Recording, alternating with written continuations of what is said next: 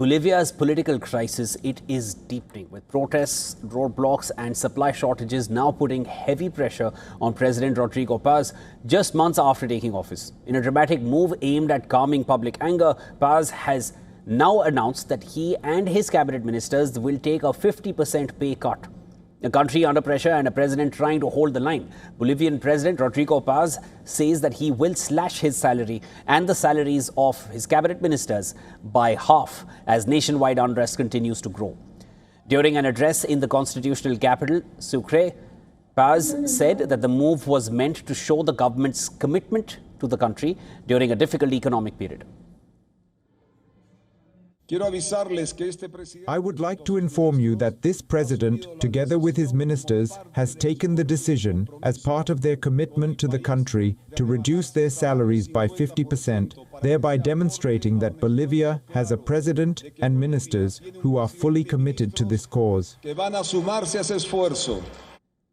Now, the announcement comes as Bolivia is witnessing weeks-long protests and highway blockades. Demonstrations have disrupted supply chains and triggered shortages of food, fuel and medicine in major cities, including La Paz and El Alto.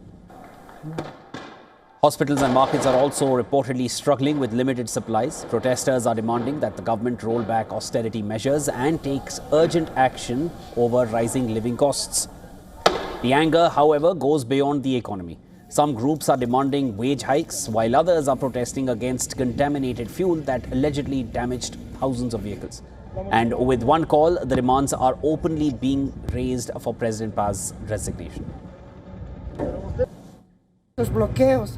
We put up with the blockades. Is it easy? A lot of people are struggling and looking for cheap food, and there's nothing cheap. This president hasn't been able to think about the people. He only thinks about his politicians, about those close to him. A lot of people are suffering because of his decrees, which only consider him and his government. I think he should go. We're all suffering, especially in La Paz. We're standing in line to fill up on gas, without sleeping. Sometimes we're filling up jerry cans.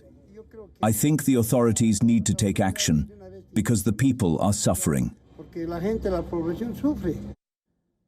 Paz came to power just 6 months earlier after the collapse of support for Bolivia's long dominant mass political movement which governed the country for nearly 2 decades. During the election campaign, Paz positioned himself as a moderate outsider, promising stability and reform. Despite mounting pressure, Paz continues to defend spending cuts and reductions in fuel subsidies, arguing that they are vital to rescue Bolivia's struggling economy.